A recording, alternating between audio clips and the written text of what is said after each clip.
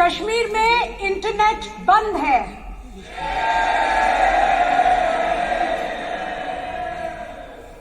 बच्चों को जेल में डाला जा रहा है। Kashmir is under attack. अब हम देखेंगे कि किस तरह वहां पर माइनॉरिटीज को पर्सिक्यूट किया जा रहा है, कॉन्स्टिट्यूशन का मर्डर हो रहा है। और ये सरकार है जो कह रही है सब चंगा सी, पर ये झूठ अब और नहीं चलेगा। अब हम देखेंगे, आज की रात ही देखेंगे कश्मीर की सच्ची कहानी, और वो सच कि जिसका वादा है वो हमें दिखाने जा रहे हैं वो। So let's give it up for our presidential candidate, Krishna Pandit.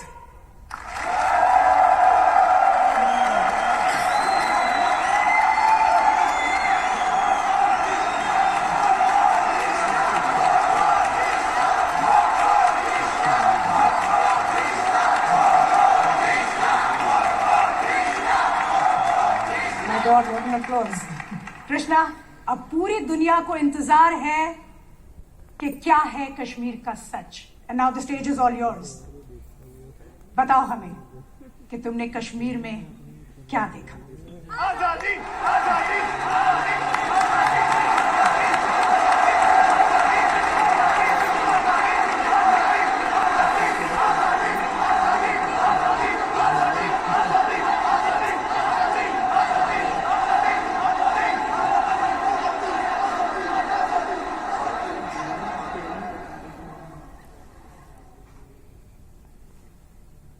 मैंने देखा एक खुला आसमान। उस आसमान के नीचे हिमालय के खूबसूरत पर्वतों से घिरी एक जन्नत है, और उस जन्नत में एक ऋषि आते हैं और वहां के एक पर्वत पर बैठकर सालों तपस्या करते हैं। तपस्या यानी रिसर्च। वो रिसर्च करते हैं ताकि उस जन्नत से ज्ञान की गंगा बह सके। उन ऋषि का नाम था ऋषि कश्यप, और उन्हीं के नाम पर इस जन्नत का नाम रखा गया Kashmir. Good opening, very inclusive. फिर मैंने देखा शंकराचार्य केरला से पैदल चलते हुए कश्मीर पहुंचे। केरला से कश्मीर जी। उनके पास कोई पुष्पक विमान नहीं था, सो ही लिटरली वॉक्ड। और उन्होंने हिमालय की गोद में बैठकर सालों रिसर्च किया, क्योंकि फिलॉसफी पे वो जो रिसर्च कर रहे थे वो सिर्फ जन्नत में संभव थे, यानी कश्मीर में। जैसे हमारे यहां से best researchers, scientist, students higher education के लिए फॉरेन जाते हैं, उसी तरीके से भारत के कोने कोने से best of the minds Kashmir पहुंचे और अपने अपने स्पेशलाइजेशंस के पंडित बन गए। पंडित लाइक का पीएचडी। मैंने देखा अभिनव गुप्त और उत्पल देव फिलॉसफी पर रिसर्च कर रहे हैं, लोगाक्षी एस्ट्रोनॉमी पर। He was the first astronomer in the world.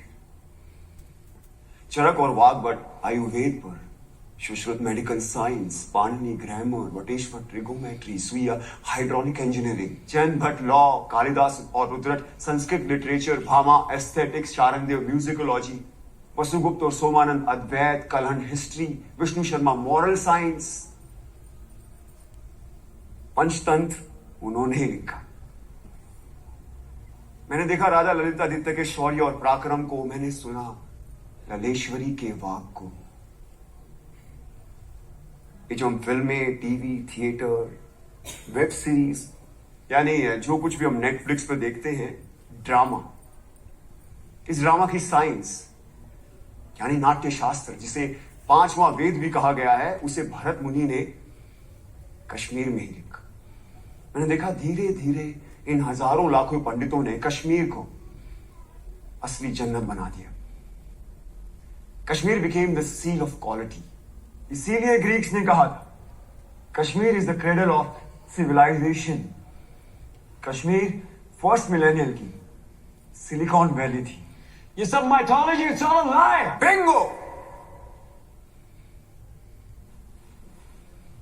Don't worry, I think this is all a build-up.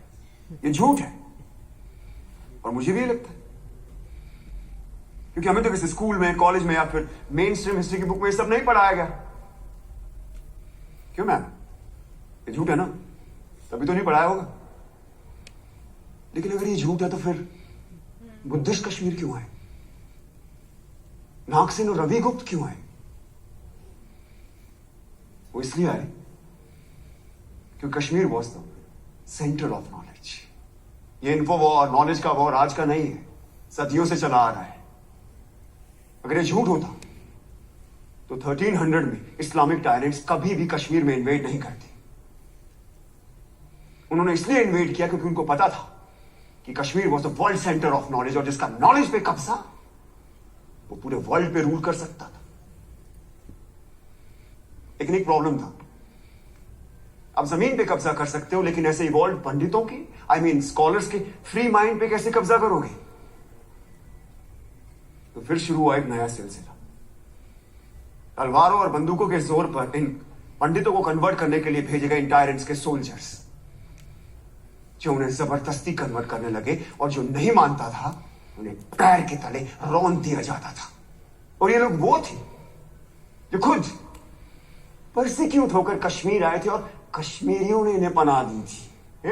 What kind of rubbish is this? ये रबिश नहीं, बल्कि एग्जैक्ट डिस्क्रिप्शन है शमसुद्दीन मोहम्मद इराकी की बायोग्राफी तोहफतुल अहबाब में। जानते हो इराकी कौन था? हाँ? नहीं? इंडिया के टॉप मोस्ट यूनिवर्सिटी में पढ़ रहे हो, लेकिन इराकी के बारे में नहीं पता। कैसे पता होगा? किसी ने पढ़ा है? हम सब हिटलर के बारे में जरूर जानते हैं। इराकी हिटलर से कई हजार गुना का एक इस्लामिक टायरेंट था, जिसका मकसद था सिर्फ और सिर्फ काफिरों के मंदिरों और बुतों को नष्ट करना, उनके ट्रेडिशन, रिचुअल्स को नस्ते नाबूद कर देना, पंडितों की इनोवेशंस को खत्म कर देना। मुझे अभी भी किसी ने बोला, कम ऑन डूड, नाजीज हर रोज 1000 जूस को मारते, तो मैंने तो नहीं सुना कभी कश्मीर में ऐसा कुछ हुआ हो। तो अब सुनो, इराकी और उसके पीएम मूसा रैना के कहने पर हर रोज 1500 से लेकर 2000 काफिरों को पकड़ कर लाया जाता, उनके जनेऊ काटे जाते, उनसे कलमा पढ़वाया जाता, उनका खतना यानी सर्कमस्टेशन कराया जाता, और उनके मुंह में जबरदस्ती बीफ डाला जाता। और ये काम करते थे उनके सैनिक, जिन्हें हम सूफी और दरवेश के नाम से जानते हैं। हिटलर ने कॉन्सेंट्रेशन कैंप्स का इस्तेमाल किया और इराकी ने कहरान और जबरान का, यानी फोर्स एंड कंपल्शन। इसका डिस्क्रिप्शन किसने किया है? खुद इराकी के बेटे ने।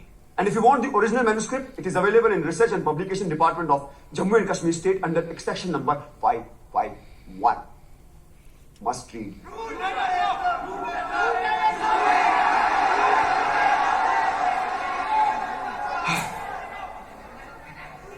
कश्मीर का सच इतना सच है कि हमें हमेशा झूठ ही लगता है। इस इंडिपेंडेंट इंडिया में, इस डेमोक्रेटिक इंडिया में, इस सेक्युलर इंडिया में उन्हें एक बार फिर तलवारों और बंदूकों के जोर पर मार काट के निकाला गया। गलत चले, गलत चले।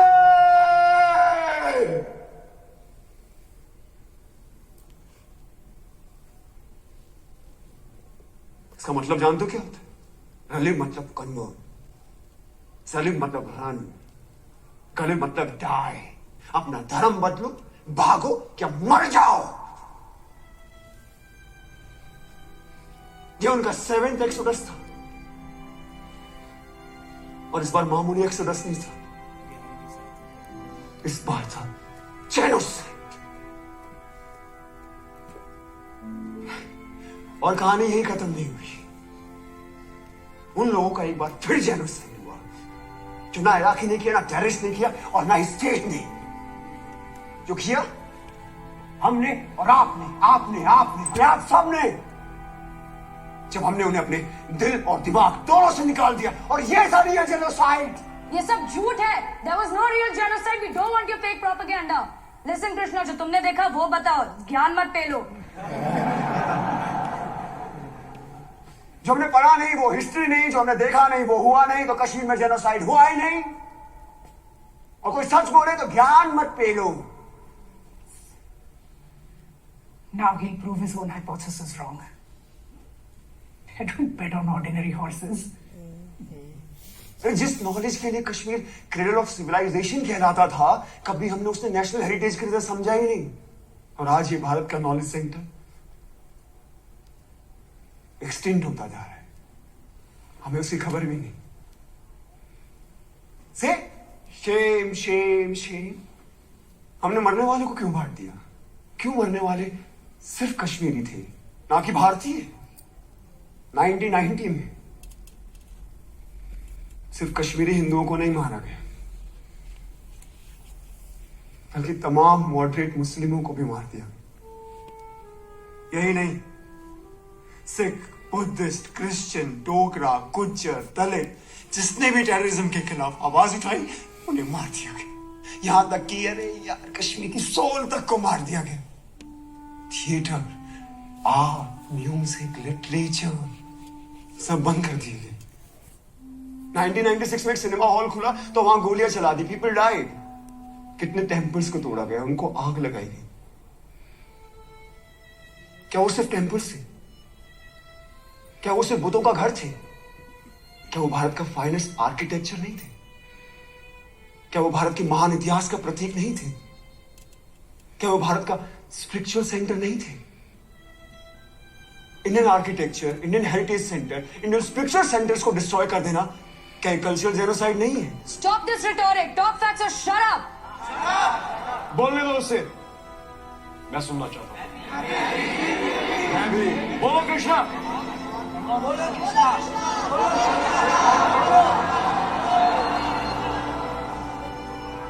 बिट्टा ने ओपनली टीवी इंटरव्यू में एक्सेप्ट किया कि उसने 20 मासूम लोगों को मार डाला।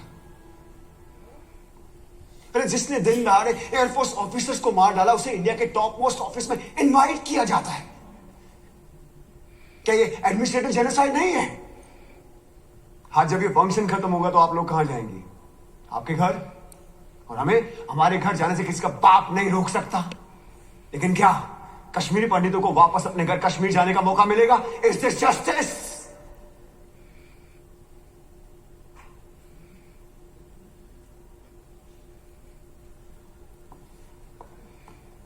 मैं तो एक स्टूडेंट हूं, सो कॉल्ड भारत का यूथ, द फ्यूचर। मैं दुनिया के बारे में ज्यादा जानता नहीं, लेकिन इतना जरूर जानता हूं कि जिस राष्ट्र में राइट टू जस्टिस नहीं, वो राष्ट्र कभी विश्वगुरु नहीं बन सकता। ना। राधिका, प्रोफेसर राधिका मेनन, आपने एक बार मुझसे कहा था कि हर कहानी में एक विलन होता है। बिल्कुल होता है, लेकिन उससे बुरा विलन कोई नहीं जो एक बच्चे से उसकी मां को छीन ले।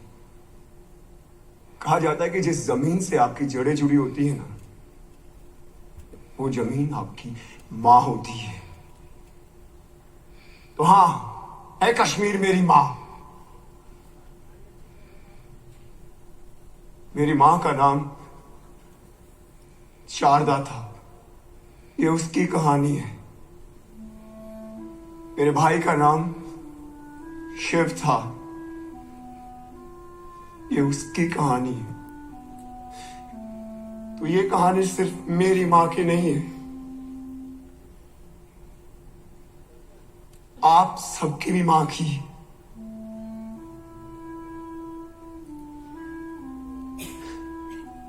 तो आइए हम वो देखते हैं जो मैंने आज से पहले कभी नहीं देखा।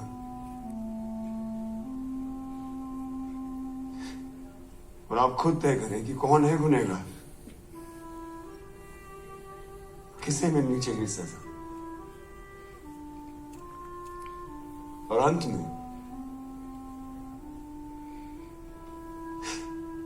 अपने दिल पर हाथ रखकर तय करें कि आप कैसे करेंगे इसका प्रायश्चित, और क्या है आपका ह्यूमैनिटी।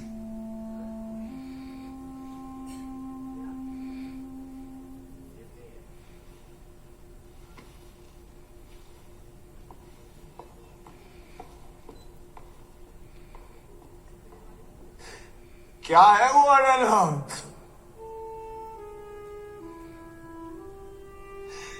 क्या है वो लोहे अजल?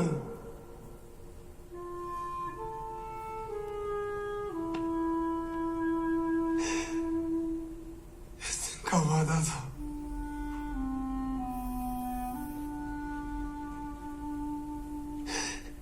हम सब देखेंगे।